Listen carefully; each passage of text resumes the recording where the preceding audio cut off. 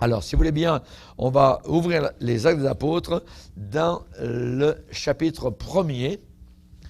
Chapitre 1er, et on va lire donc quelques versets, spécialement donc au début de ce livre-là. On va lire spécialement au verset 1er en continuant. Actes des Apôtres, chapitre 1er. Introduction.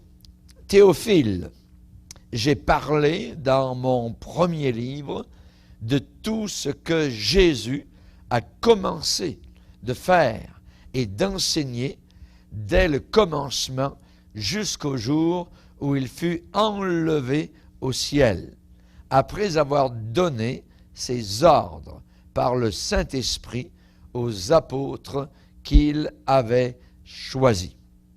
Après qu'il eut souffert, il leur apparut vivant et leur en donna plusieurs preuves, se montrant à eux pendant 40 jours et parlant des choses qui concernent le royaume de Dieu. Comme il se trouvait avec eux, il leur recommanda de ne pas s'éloigner de Jérusalem, mais d'attendre ce que le Père avait promis. Ce que je vous ai annoncé, leur dit-il, car Jean a baptisé d'eau, mais vous, dans peu de jours, vous serez baptisés du Saint-Esprit. Alors les apôtres réunis lui demandèrent, « Seigneur, est-ce en ce temps que tu rétabliras le royaume d'Israël ?» Il leur répondit, « Ce n'est pas à vous de connaître les temps ou les moments que le Père a fixés de sa propre autorité, mais vous recevrez de la puissance quand le Saint-Esprit surviendra sur vous, et vous serez mes témoins à Jérusalem, dans toute la Judée, dans la Samarie et jusqu'aux extrémités de la terre. Amen. Ici, nous allons arrêter notre lecture et j'aimerais donc vous introduire dans l'étude des Actes des Apôtres spécialement. Et ce livre, au travers de l'étude qu'on va faire, va devenir vivant à vos yeux. Ça va devenir, vous allez comprendre assez rapidement comment les choses vont vivre sous vos regards. L'étude des Actes des Apôtres, c'est comme presque, je dirais, revivre les jours excitants de l'Empire romain. Donc, nous ramener 2000 ans en arrière, puisque les premiers disciples vivaient entourés donc des soldats romains ou de Rome, ainsi de suite. Et au travers des Actes des Apôtres, nous allons être les compagnons, spécialement de Paul et de Barnabas, alors qu'ils sont allés porter l'Évangile en Asie mineure. Comment ça se passait au premier siècle? Comment l'Église est venue donc à la naissance? Comment l'Église est née? On va voir tout cela. Et on va revivre spécialement avec excitation les voyages, je dirais très dangereux, de l'apôtre Paul et de Luc vers la grande ville, la capitale de l'Empire de l'Empire romain, donc vers Rome. Et on va revivre le naufrage donc de l'apôtre Paul qu'ils ont fait sur l'île de Malte. Donc, on va voir tout cela et on va ressentir au travers de l'étude des Actes les triomphes, je dirais, des premiers chrétiens alors qu'ils ont fait face à un monde cruel, un monde très dur, voyez, à leur époque. Et à eux, avaient une foi très simple, une foi profonde, eh bien, ils ont réussi donc à planter le drapeau de l'Évangile dans toutes sortes de villes païennes, avec, je dirais, la puissance du Saint-Esprit. Et un des plus grands miracles de tous les temps, eh bien, c'est l'existence continuelle de l'Église au travers, je dirais, de ces siècles qui sont passés. L'Église n'a jamais pu être démolie, elle n'a jamais pu être effacée, malgré les persécutions, malgré les bûchers, malgré tout ce qu'il y a pu y avoir, malgré une Église officielle qui a sur ses mains plus de 50 millions, je dirais, de gens qu'elle a fait mourir. L'Église catholique romaine a fait mourir plus de 50 millions de personnes, donc au travers des persécutions, spécialement de l'Inquisition. Et humainement parlant, donc, je dirais, c'était impossible totalement impossible qu'une petite poignée, je dirais, de fermiers, de paysans, vous voyez, quelque part là-bas, en Israël, c'est totalement impossible qu'une petite poignée de gens semblables qui, pour la plupart d'entre eux, n'avaient pas d'instruction formelle, vous voyez, eh bien, aient pu lancer comme cela un mouvement qui allait, selon la Bible, bouleverser le monde. À Thessalonique, les gens disent, ces gens qui ont bouleversé le monde sont venus vers nous. Donc, ils ont été reconnus pour être des gens qui chamboulaient le monde, qui mettaient les gens à l'envers complètement. Et donc, on voit que c'était impossible, humainement parlant, qu'une telle chose puisse arriver, mais c'est arrivé. C'est arrivé, voyez. Et c'est pas du tout exagéré d'affirmer que notre système d'éducation, quand il était encore bon, voyez, que notre système d'hôpitaux, de santé, que notre souci pour les pauvres, ou même nos progrès scientifiques, dérivent tous, directement ou indirectement, des enseignements pratiques du christianisme. Ça vient de là. Vous voyez, c'est parce que des gens, un jour, ont eu à cœur qu'il y a eu des hôpitaux qui ont été commencés à... C'était des gens qui avaient foi en Jésus-Christ, qui voulaient aider les autres, vous voyez. Donc, ce n'est pas les païens qui ont pensé un jour, c'est des chrétiens qui, au départ, donc, ont pensé à des choses semblables, vous voyez. Et je dirais, tout le respect que nous avons encore aujourd'hui pour le gouvernement, le respect que nous avons pour la justice, le respect que nous avons pour les droits humains, tout ça provient du christianisme. Les païens n'ont aucun, je dirais, respect pour tout ce qui est donc autorité, police, gouvernement, impôts, tout ce que vous voulez, ils s'en foutent. Eux, c'est de voler, c'est d'essayer de passer donc à côté.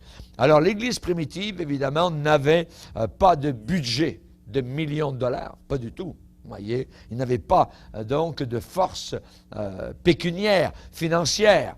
L'Église primitive n'avait pas d'hommes habiles dans les relations publiques. Vous voyez, ils n'avaient pas bon, je dirais, monter une bonne vision de l'Église, ce que c'était, tout ça. Ils n'avaient pas d'Internet, ils n'avaient pas de films, ils n'avaient pas rien du tout. Vous voyez, rien du tout. Ils n'avaient pas de tout cela, pas de mass média pour faire la promotion donc du christianisme, mais ils avaient une organisation très, très simple. Très, très simple. Et c'est presque désarmant de voir leur genre d'organisation qu'ils avaient. Ils ont bouleversé le monde de leur époque. En un siècle, tout le monde savait qui étaient les chrétiens. L'Église primitive, vous voyez. Par exemple, si on prend dans la première épître aux Corinthiens, Première épître aux Corinthiens, au premier chapitre, l'apôtre Paul écrit donc le genre de personnes qui composaient l'Église primitive. Eh bien, il va leur dire, il n'y a pas grand monde qui a de la notoriété donc dans le monde. Regardez, verset 26.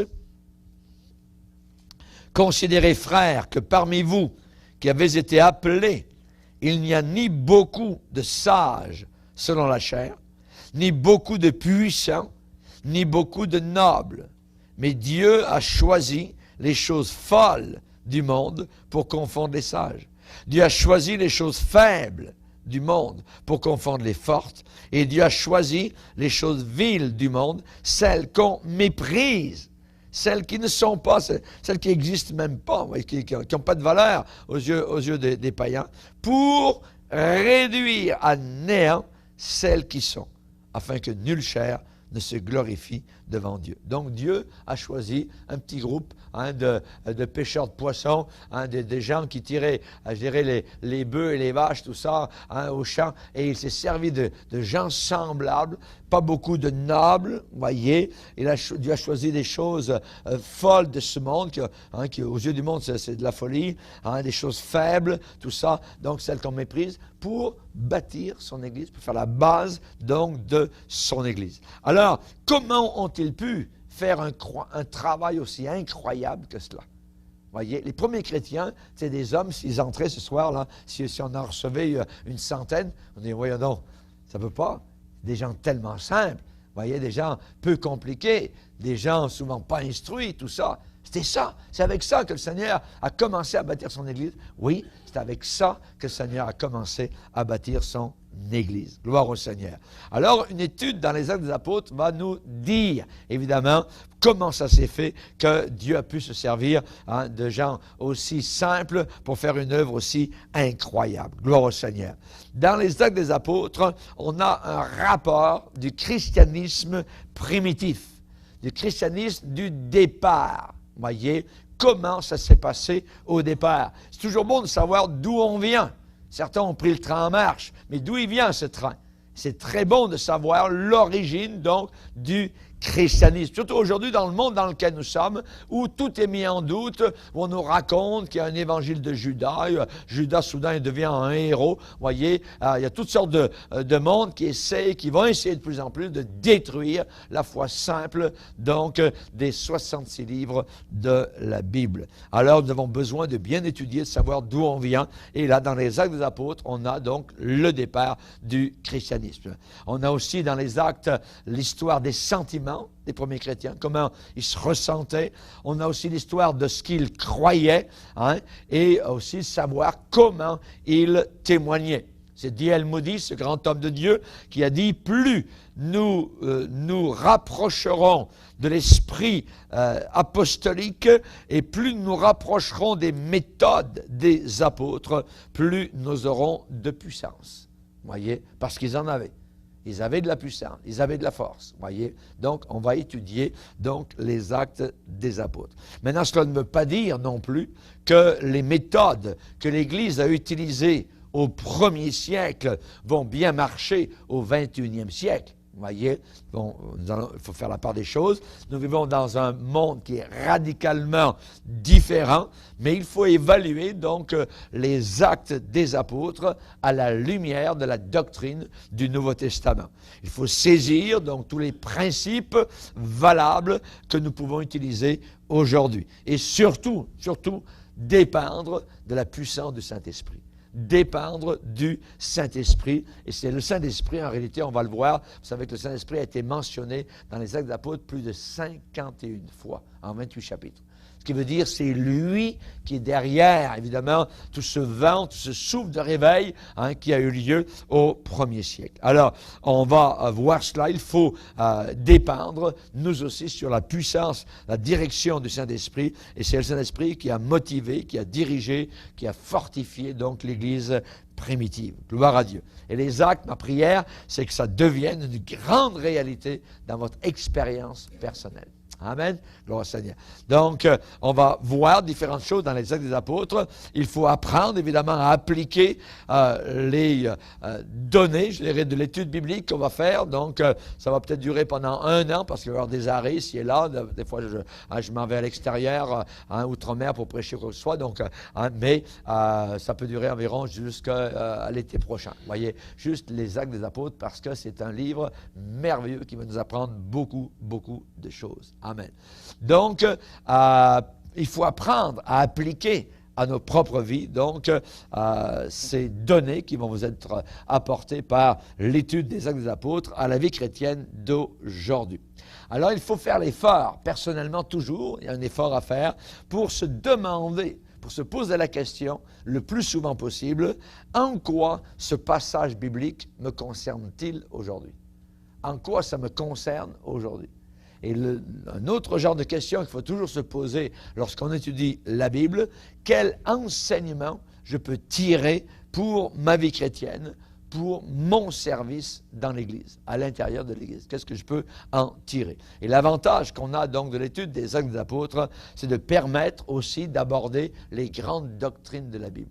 Les grandes, on va voir pas mal toutes les grandes principales doctrines de la parole de Dieu. Nous allons voir au travers des Actes d'Apôtres la personne de Dieu, qui vraiment il est, comment il agit, comment il réagit, sa personne, sa nature. On va voir la vie de l'Esprit, On va voir aussi les choses de l'au-delà, au travers juste de ce livre-là, la vie pratique d'un croyant disciple. Vous voyez comment pratiquement on doit vivre la vie chrétienne. Aussi la fondation d'Église, comment fonder des églises, le travail missionnaire.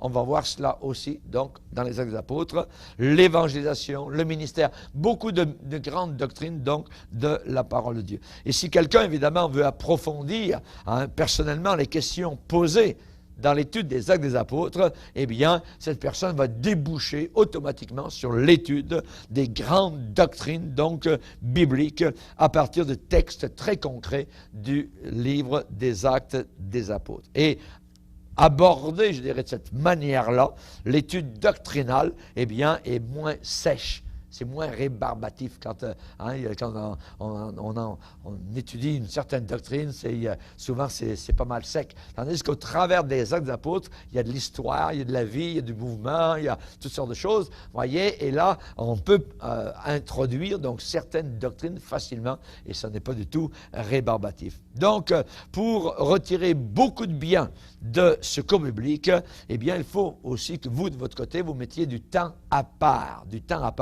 pour avoir, évidemment, la faculté de retirer le maximum, je dirais, d'édification spirituelle de l'étude de la Bible. Pourquoi? Eh bien, parce que ce qui nous nourrit dans notre âme, ce qui nous nourrit et ce qui nous fait grandir, je dirais même du côté cuisine, ce n'est pas uniquement ce que nous mangeons, mais c'est ce que nous assimilons. Vous voyez, ce que nous digérons. C'est ça qui nous fait grandir. Parce qu'on peut manger beaucoup, vite, vous voyez, et puis ça ne fait pas du tout aucun bien. Par contre, on va devenir malade. Donc, c'est la raison pour laquelle on va prendre notre temps, vous voyez, pour que tout le monde ait une bonne digestion spirituelle. Le repas commence aujourd'hui, il finira dans un an. Amen. Alléluia. Pour que tout le monde, vous voyez, fasse, je dirais, une bonne étude de la parole du Seigneur. Donc, ce cours des Actes n'est pas un concours de vitesse. Pas du tout. Voyez. Et j'aimerais vous dire que ce n'est pas non plus parce qu'on a terminé rapidement un travail que le but a été atteint. Et dans ce domaine, spécialement de l'étude de la parole de Dieu, je dirais que prendre du temps, eh bien, c'est la meilleure façon pour gagner du temps. Prendre du temps dans l'étude de la parole de Dieu, c'est la meilleure façon pour gagner du temps. Alors que ce cours des Actes des Apôtres se fasse surtout, je dirais, dans un esprit de prière. On vient devant la parole de Dieu, on étudie, on approfondit, on regarde chaque verset, ainsi de suite, que nos cœurs soient éclairés par le Saint-Esprit, nos intelligences, la compréhension, donc que le Seigneur puisse nous aider dans ce sens-là. Maintenant, les Actes des Apôtres relient donc deux éléments. Les Actes des Apôtres relient les évangiles. Les Actes des Apôtres finissent quand l'évangile de Jean se termine. Vous voyez? Ensuite, on a les Actes des Apôtres. Et après les Actes des Apôtres, c'est un autre domaine complètement différent. Ce sont des épîtres, des lettres d'enseignement aux différentes églises que l'apôtre Paul ou Pierre ou Jean ou Jude ou Jacques ont écrit donc à différentes églises. Les Actes des Apôtres donc relient les évangiles aux épîtres et au dernier livre de la Bible qui est l'Apocalypse. Voyez? Donc, sans les Actes des Apôtres. Imaginez qu'on a une Bible, mais on n'est pas les Actes des Apôtres. On passerait de quoi? De Jean, dernier chapitre, à Romains. Voyez? Mais il nous en manquerait tout un bout historique, tout un bout où on ne saurait pas comment l'Église est née, ainsi de suite, où est-ce que l'Évangile a été répandu, on ne saurait rien du tout, il y a beaucoup de choses, on ne saurait même pas comment Paul a été converti, tout ça, on ne saurait rien, on saurait qu'il a écrit des épîtres, mais on ne saurait pas vraiment comment ça s'est passé. Donc, on a besoin des Actes des Apôtres. Alors, si les actes manquaient dans la Bible, eh bien, il y aurait un manque de continuité au travers du Nouveau Testament. On sauterait de Jean à Romains, et on ne saurait pas trop comment, donc, l'Église est venue en existence. On ne saurait pas non plus comment l'Évangile est allé de Jérusalem jusqu'à Rome, capitale de l'Empire romain. Mais là, on le sait, et on va le voir dans les Actes des Apôtres, on va tout voir ça, comment l'Évangile s'est rendu en plein dans le cœur, donc, de l'Empire romain. Et on ne saurait pas non plus, si on n'avait pas les Actes des Apôtres, on ne saurait pas ce qu'ont fait les apôtres après la résurrection. Qu'est-ce qu'ils ont fait après la résurrection? On ne le saurait pas. Mais on va le savoir, parce que les actes nous l'enseignent. Voyez? On ne saurait pas non plus comment les églises mentionnées dans les épîtres naquirent. vous voyez, sont venus en existence. Nous ne le saurions pas. On ne saurait pas qui est l'apôtre Paul. Vous voyez, on ne saurait pas ça. Alors, les Actes des Apôtres, c'est la base, évidemment, à notre compréhension de l'histoire du Nouveau Testament, du commencement de l'Église, de la croissance de l'Église, du développement de l'Église, voyez. Et évidemment, donc, les Actes des Apôtres, c'est un livre qui nous aide à comprendre les actes du Saint-Esprit au travers des actions des apôtres. On pourrait donner un autre nom aux Actes des Apôtres, on pourrait dire les actes du Saint-Esprit. Voyez, mais c'est les Actes des Apôtres, mais c'est le Saint-Esprit qui a agi au travers de ces hommes et de ces femmes du premier siècle. Voilà. Donc, on peut dire que les Actes des Apôtres, c'est le premier livre publié sur l'histoire de l'Église. C'est le premier livre publié sur l'histoire de l'Église. C'est là que les fondations sont posées. C'est là que les commencements de la structure de l'Église sont établis. C'est là qu'ont commencé les épreuves, hein, et c'est là qu'ont commencé les triomphes. Jésus avait dit, je bâtirai mon Église, l'Église à moi, mon Église, et les portes de l'enfer ne prévaudront pas contre elle. Et ça a duré depuis, donc, 20 siècles. Que Dieu soit glorifié. Mais là, ça a commencé au premier siècle. Ça commence dans les Actes des Apôtres. Et le Seigneur, donc, par le Saint-Esprit, il agit, donc, dans les Actes des Apôtres et il enseigne dans les vies de ceux qui le suivent. Alléluia. Gloire à Dieu. On pourrait intituler les Actes des Apôtres aussi « La nouvelle création en action ». La nouvelle création en action. Tous des gens qui ont été changés par le Seigneur, hein, qui sont devenus des nouvelles créatures, et maintenant, ils agissent avec le Saint-Esprit. Amen. On pourrait dire que les actes, ce sont les évangiles en action. Les évangiles mis en action. En ouvrant les Actes des Apôtres, on est frappé par la déclaration de Luc. On va le voir, c'est Luc qui a écrit les Actes des Apôtres. Luc a écrit 2 livres dans la Bible, l'Évangile de Luc, et il a écrit les Actes des Apôtres. Hein? Donc, qui est l'écrivain des Actes des Apôtres? C'est Luc. N'oubliez pas, à l'époque, c'était un médecin. C'est un médecin. Luc était un médecin. Donc, quelqu'un de très intelligent. On va voir différentes choses sur Luc. Donc, on est frappé. Et là, quand on lit le premier verset donc, des Actes d'Apôtres, il écrit ce livre à quelqu'un, à Théophile. Théophile. Et Théophile, il dit, « J'ai parlé dans mon premier livre de tout ce que Jésus a commencé de faire et d'enseigner dès le commencement jusqu'au jour où il fut enlevé au ciel. » Donc, quel est ce premier livre? Théophile, j'ai parlé dans mon premier livre. Évangile de Luc. Voyez? Donc, Luc a écrit 2 livres. Et pourquoi on le sait spécialement? Eh bien, parce qu'il l'adresse aussi à la même personne, Théophile. Théophile, ça vient de théo et philéo en grec, qui veut dire, philéo, c'est j'aime, hein, et théos, c'est Dieu. Donc, Théophile est un beau nom, ça veut dire j'aime Dieu, ça veut dire ami de Dieu. C'est un très beau nom, et on pense que c'était un païen, possiblement, peut-être un chrétien, on ne sait pas exactement, mais quelqu'un de très haut placé dans la hiérarchie donc romaine, possiblement, on ne sait pas exactement. Pourquoi? Pour justement montrer à cet homme-là les événements qui se sont passés. Donc, Luc avait écrit à cet homme un premier livre qui s'appelait donc l'Évangile de Luc. Il va écrire au même homme un deuxième livre, c'est les Actes des Apôtres. Des Actes des Apôtres. Alors, les Actes, c'est la suite des Évangiles. C'est la suite des 4 Évangiles. Voyez? Et c'est l'histoire de l'Église dans sa continuation merveilleuse après l'histoire terrestre de Jésus. Les Actes des Apôtres, on voit Jésus pendant quelques versets, ensuite il n'est plus là, il monte au ciel, et là, il est partout, dans tous les Actes des Apôtres, cependant, il agit par le Saint-Esprit au travers de ses disciples. Voilà. Donc, les Actes des Apôtres, c'est une clé, évidemment, pour comprendre, je dirais pour comprendre de manière plus adéquate, plus complète, les épîtres. les épîtres. C'est bon de savoir qu'est-ce qui s'est passé. Par exemple, l'épître aux Éphésiens, ouais, si vous lisez l'épître aux Éphésiens, c'est bien, mais si vous n'avez pas le contexte, vous ne savez pas que dans cette ville-là, voyez, il y a eu une émeute, voyez, sur toute la ville. Pendant 2 heures, les gens se sont réunis à un amphithéâtre, voyez, ils voulaient lyncher l'apôtre Paul.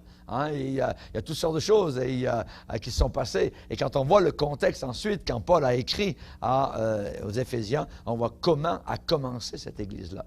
L'épître aux Philippiens, c'était différent. Il y a un tremblement de terre inimaginable, voyez, qui est arrivé quand l'Église a été fondée. Donc, c'est bon de savoir. Et on sait tout ça dans les Actes des Apôtres. Et donc, ça donne une compréhension. C'est comme la toile de fond pour les épîtres. Voilà. Donc, c'est un des livres les plus importants du Nouveau Testament.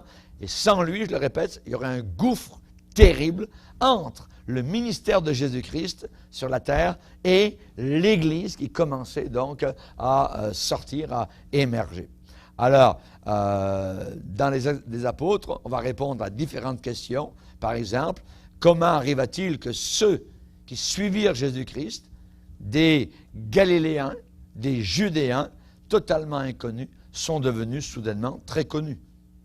C'était des gens inconnus qui venaient du fin fond de quelque part, du nord d'Israël, tout ça, des lieux perdus. Voyez, que peut-il venir de bon du nord d'Israël, de la Galilée? Comment ça se fait-il que ces gens-là sont devenus très connus? Une autre question qu'on va répondre dans Actes des Apôtres, qu'est-ce qui a transformé la peur, la gêne, la timidité? La plupart de ces hommes, n'oubliez pas, avaient renié Jésus, s'étaient enfuis quand Jésus a été crucifié. Et maintenant, ces hommes-là avaient une assurance inébranlable. Voyez, ils sont devenus des défenseurs loyaux. Cette foi nouvelle. Comment ça se fait qu'ils sont allés jusqu'à la mort, sans renier, sans jamais reculer devant quoi que ce soit? Voyez, comment ça se fait? On va le voir dans l'étude des Actes. Aujourd'hui, c'est l'introduction. Alors, on va répondre aussi à une question, comment des hommes ordinaires sont devenus des grands prédicateurs profonds, sans avoir de formation rabbinique, voyez, sans avoir de formation spéciale. Quand vous lisez les épîtres de Pierre, vous savez que l'apôtre Pierre, c'était pas Jean, ainsi de suite. Jacques, c'est des gens qui venaient de la Galilée, des pêcheurs de poissons. Ils ne sont pas allés dans une école spécialisée d'études d'hébreu et d'Ancien Testament. Pas du tout. Mais le Saint-Esprit les remplissait. Alors, ils nous ont écrit des choses merveilleuses qui, encore aujourd'hui, nous étonnent. On n'arrive même pas à trouver le fond de ça. Comment ça se fait que ces gens-là, sont devenus comme ça? Maintenant, comment purent-ils faire un impact si profond sur leur époque? Comment arrivèrent-ils à créer une toute nouvelle culture, voyez, qui a refaçonné, qui a réorganisé la face, littéralement, de la culture occidentale? Comment ça s'est passé? Voyez, quelle fut l'origine, la source des vérités théologiques que nous avons dans le Nouveau Testament? D'où ça vient? D'où ça vient, c'est ces grandes vérités-là que nous avons, que nous enseignons, que nous croyons, que nous sommes prêts à mourir pour ces vérités-là. Mais d'où est-ce qu'elles nous viennent? Vous voyez, on va voir ça dans les Actes des Apôtres. Ces vérités qui ont été prêchées par les premiers missionnaires. Les premiers missionnaires. Comment se fit-il qu'un mouvement qui a commencé parmi des Juifs, comment se fait-il qu'un mouvement qui a été centré sur un Messie qui était juif, comment se fait-il qu'un mouvement qui a été fondé sur des écritures juives, tout l'Ancien Testament, voyez, soudain, ce mouvement-là est devenu une religion adoptée surtout par des non-juifs. Même encore aujourd'hui, les Juifs d'aujourd'hui, ils n'y croient pas. Comment ça se fait, ça? Vous voyez, un mouvement qui a commencé parmi des Juifs, un mouvement qui a été centré autour d'un Messie qui était juif, voyez, qui a été fondé sur des écritures juives, ce mouvement-là est devenu une religion que des non-juifs, pour la plupart, ont accepté. Et donc, ça les a transformés, ça les a changés radicalement. Voyez? Eh bien, les Actes des Apôtres, c'est le seul pont qui existe entre le ministère de Jésus-Christ et le christianisme très bien développé qui apparaît dans les épîtres de Paul, de Jean, de Pierre, de Jude, de Jacques, ainsi de suite. Donc, Luc a rassemblé l'histoire qui a ébranlé et qui a secoué le monde. Il a rassemblé tout ça et il a écrit 28 chapitres merveilleux, Actes des Apôtres. Et dans les Actes des Apôtres, nous voyons les premiers 30 ans de l'Église chrétienne.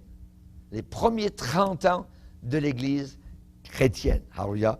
Donc, évidemment, c'est un écrit aussi merveilleux de littérature.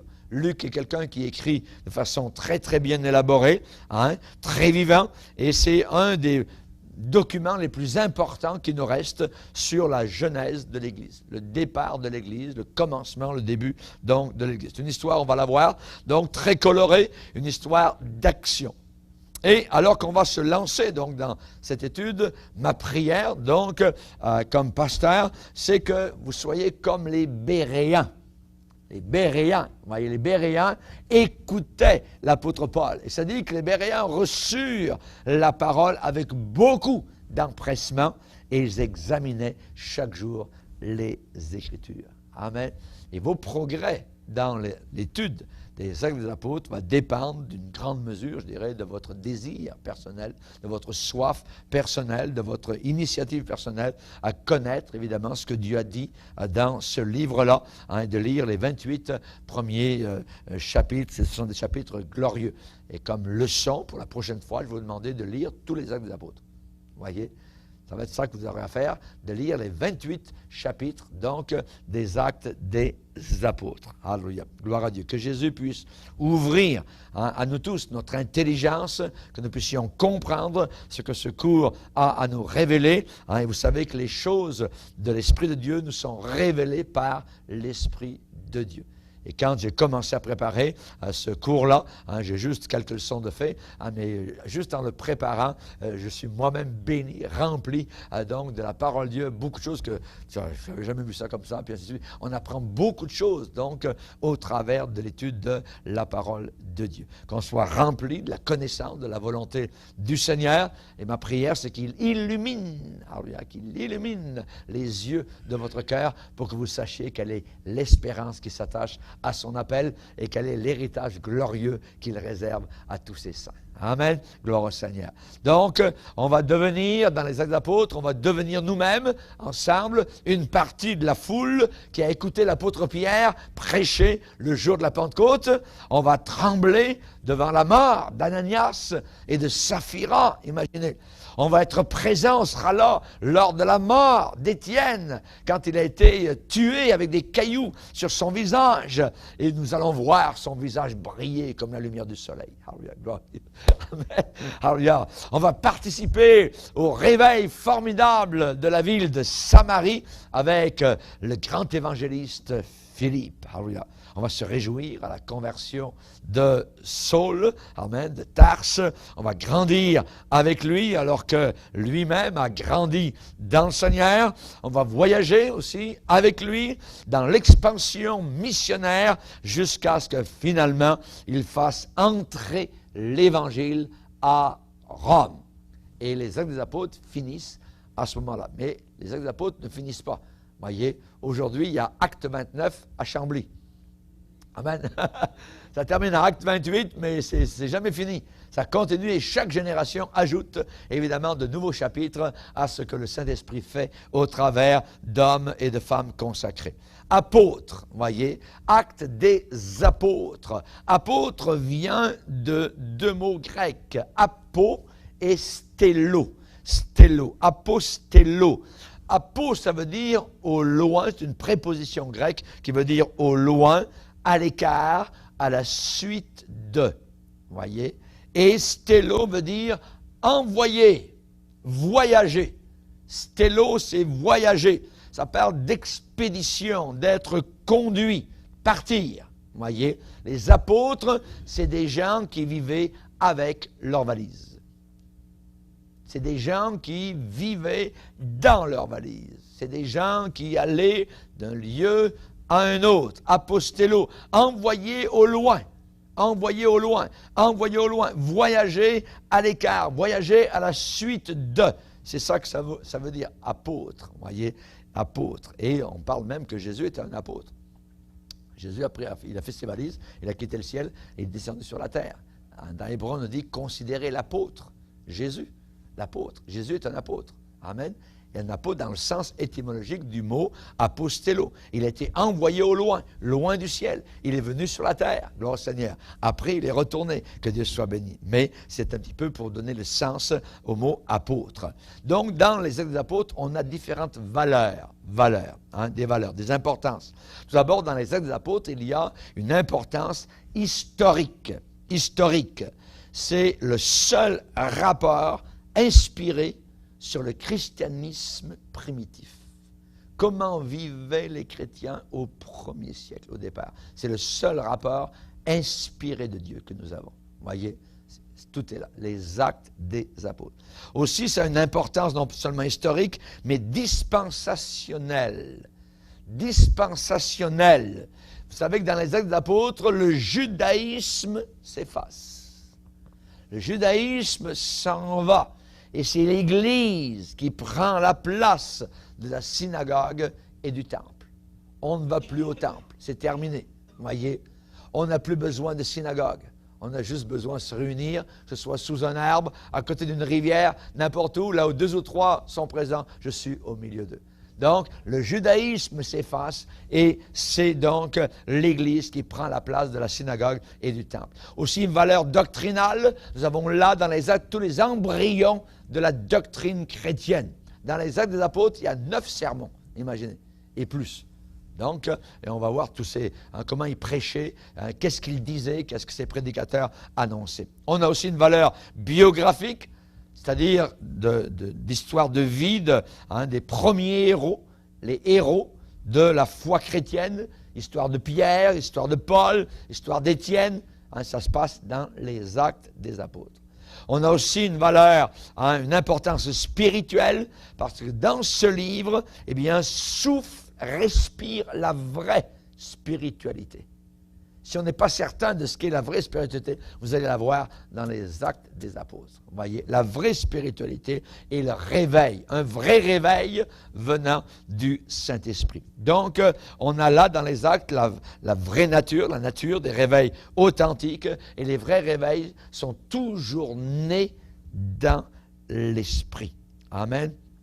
Et on a aussi, donc, dans les Actes, une valeur pratique, ça veut dire vivre, nous-mêmes, une façon de vivre, les chrétiens, vivre de façon spirituelle. On parle de témoignage chrétien, on parle du gouvernement de l'Église, comment l'Église est gouvernée, dirigée, les méthodes de l'Église. On a aussi l'opposition, comment faire face à la persécution. Vous voyez, les portes de l'enfer ne prévaudront pas. Amen. Et ces premiers chrétiens ont eu de l'opposition. Vous voyez, le diable a levé sa tête de serpent tout de suite, dès qu'il y a eu des bénédictions, mais ils ont réussi donc à vaincre. Et aussi, on a une importance missionnaire dans les Actes des Apôtres. C'est le livre de base sur les méthodes missionnaires. Les premiers missionnaires qui ont été envoyés, c'est Paul et Barnabas, envoyés par le Saint-Esprit. Vous voyez, l'Église d'Antioche les a envoyés et on voit donc que c'est l'histoire donc du départ.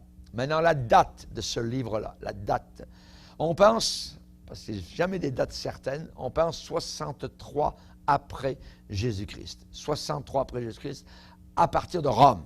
Luc l'aurait écrit, donc, à partir de Rome. Il est avec l'apôtre Paul, juste avant que la tête de Paul, donc, ne soit décapitée. Vous voyez, qu'il meurt. Donc, c'est à peu près vers 63 après Jésus-Christ, à Rome, à la fin du premier emprisonnement, donc, de Paul à Rome. Et Paul a été emprisonné, donc, pendant 2 ans à Rome. On lit ça dans Acte 28, on le verra. Et vous savez qu'en l'an 64, l'année suivante, tout Rome a brûlé. Rome a brûlé et c'est Néron, l'empereur romain, qui a mis le feu donc à Rome Et pendant que Rome brûlait, tout ça, lui, il avait une cithare et il chantait dans ses... il était complètement fou et il chantait. Donc, il avait fait même crucifier puis clouer des chrétiens sur des poteaux. Ils avaient fait enduire de pitch, de poids. Il avait allumé ça. C'était des lampadaires pour éclairer monsieur, voyez. Et Néron avait fait brûler la ville de Rome. Et ensuite, il a dit, ce sont les chrétiens qui ont mis le feu à Rome, voyez. Alors, imaginez la persécution qui a commencé. Alors, Rome a brûlé en 64. Néron a commencé à persécuter les chrétiens parce que jusqu'à dans les Actes des Apôtres, on ne voit pas de persécution des chrétiens. Vous voyez? Mais après, ça a commencé. Donc, on pense, c'est vers 63 que ça a été écrit. 64, c'est l'année du feu, donc, de Rome. Et rappelez-vous que Jérusalem a été détruite en 70. Par Titus, l'empereur romain, donc Titus. Alors, c'est un livre authentique, les Actes des Apôtres, et Augustin, qui était un des pères de l'Église, a dit, et je cite, « Le livre des Actes est très fréquemment lu dans l'Église. » Vous voyez? Donc, dans les premiers siècles, on lisait très souvent les Actes des Apôtres. Donc, c'est un rapport sur la première génération de chrétiens, sur les 30 premières années de la croissance de l'Église. Hein? Alléluia. Donc, l'auteur du livre, c'est Luc. Je vous l'ai dit un petit peu tout à l'heure. Hein, Luc va dire, j'ai parlé dans mon premier livre. Hein, donc, c'est l'Évangile de Luc. Ça, c'est son deuxième livre. Et il avait adressé l'Évangile au même Théophile. J'en ai parlé tout à l'heure. Théophile. Et il va dire, il va l'appeler très excellent Théophile. Ce mot très excellent, nous le retrouvons dans les Actes des Apôtres pour Félix et le gouverneur Festus, qui sont des gens très élevés, donc, dans les rangs gouvernementaux de l'époque. Et on adressait, et Luc a dû s'adresser à Théophile, qui devait être quelqu'un de très élevé aussi, donc, dans le gouvernement quelque part. Il l'appelle très excellent Théophile. On va lire dans Luc 1, regardez, Luc, premier chapitre.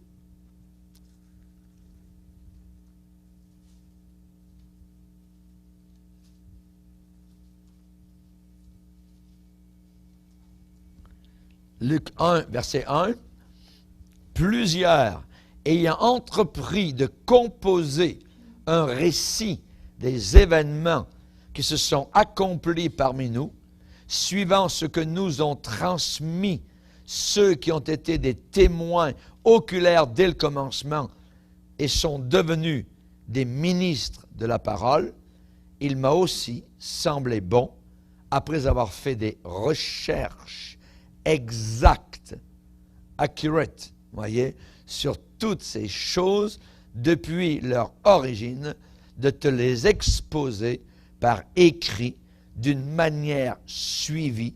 Excellent, Théophile. Ce mot excellent, donc, c'est une sorte de, comme quand vous allez en cour, vous dites au juge, votre honneur.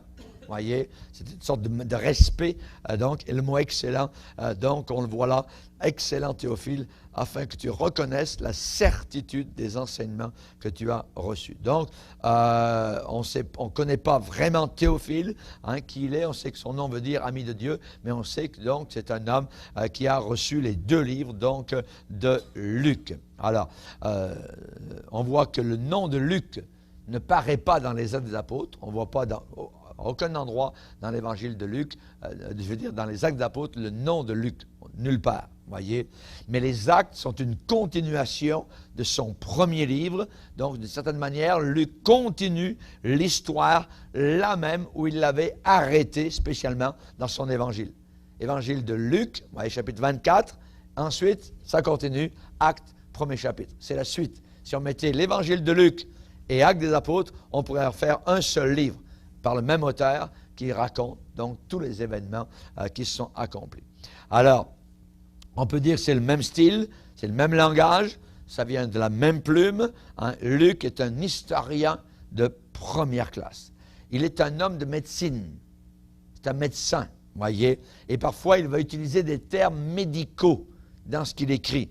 Par exemple, vous savez qu'il y a un homme qui a été guéri un jour, hein, dans les Actes, on va le voir, dans Acte 3, un boiteux de naissance qui a été guéri. Eh bien, lors de la guérison, Luc va dire, au même instant, ses pieds et ses chevilles ses pieds et ses chevilles devinrent fermes. Et ces deux termes en grec sont des termes médicaux, pieds et chevilles.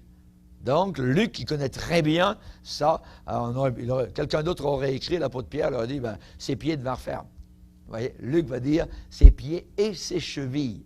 Donc, il est plus élaboré donc, dans ce qu'il a plus précis dans ses termes. Dans Colossiens 4, verset 14, par exemple, l'apôtre Paul va dire, Luc, le médecin bien-aimé, vous salue. Vous voyez, si vous n'avez pas de médecin parmi vos amis, vous en avez un, vous allez le retrouver dans le ciel, c'est Luc. Amen, amen. Luc, le médecin bien-aimé, gloire au Seigneur. Luc a commencé à voyager, donc, à Troas.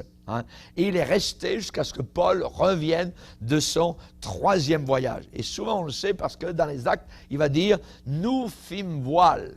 Nous prîmes le bateau à tel endroit, nous débarquâmes dans telle ville, de là nous allâmes à telle ville, nous passâmes quelques jours dans cette ville, nous. Toutes les fois dans les Actes des Apôtres, vous voyez nous, ça veut dire c'est évidemment lui qui écrit, il est là partout présent. Luc a suivi l'apôtre Paul partout donc où il est allé. Et il a voyagé donc avec Paul jusqu'à Rome. Dans Acte 27, à la fin des Actes des Apôtres, il va dire, nous nous embarquerions pour l'Italie. Vous voyez, donc il est là quand Paul va s'embarquer pour l'Italie. Et à la fin, il va dire, dans Acte 28, nous fûmes arrivés à Rome. Finalement, c'est là où l'Évangile a été planté, donc à Rome. Alors, Luc a vu et il a expérimenté. Peut-être que Luc a rencontré Paul quand il était encore étudiant en médecine, qui se sont connus donc des gens très très jeunes. On ne le sait pas, à Tarse peut-être. Il y avait une université de médecine qui était là. Luc était avec Paul à Rome pendant son premier emprisonnement, pendant son 2e emprisonnement, voyez. Donc, Luc est un homme de culture, un homme d'éducation, un homme instruit. Et on voit que Luc est mentionné spécialement dans Colossiens 4 et dans Philémon, qui sont des épîtres que Paul a écrits en prison. Donc, ça veut dire que Paul était là. Il y a un endroit à Timothée, il va dire « Luc seul est avec moi ». Donc, presque jusqu'à la fin, Luc a été avec l'apôtre Paul. Voilà, donc c'est l'introduction. On va continuer la semaine prochaine, donc, ce cours sur les actes des apôtres. Amen. Gloire à Dieu. Seigneur, nous te bénissons pour l'étude de ta parole. Seigneur, nous voulons continuer, Seigneur Jésus, à bien te servir. Nous savons que ces hommes dont parle la Bible ont vraiment vécu, Seigneur, des personnes qui t'ont aimé, Seigneur, qui t'ont servi. Et c'est toi, ô Dieu, qui a fait en sorte que par la prédication de l'apôtre Paul, Seigneur, et ton apôtre qui bénit, Seigneur, choisit, eh bien, la lumière puissante de l'Évangile brille dans le monde entier. Seigneur, aide-nous à nous souvenir, Seigneur, de sa merveilleuse conversion, Seigneur, pour que nous aussi, nous puissions te remercier pour notre conversion, que nous soyons reconnaissants, Seigneur. Fortifie-nous, Seigneur, pour que nous puissions suivre et obéir la sainte doctrine qui nous a enseignée. Nous voulons te bénir, Dieu Tout-Puissant, Seigneur, pour Luc, le médecin bien-aimé, Seigneur, cet homme que l'Évangile élève et qui se glorifiait de l'Évangile. Alléluia, tu l'as appelé, Seigneur, à être un évangéliste. Seigneur, tu as béni Luc, Seigneur. Il a été non seulement un médecin des corps, mais médecin des âmes. Seigneur, que tous les médicaments complets des différentes doctrines qu'il nous a apportées, Seigneur, puissent guérir nos maladies, nos maux, Seigneur. Que nous soyons guéris par les mérites de ton Fils, notre Seigneur Jésus-Christ.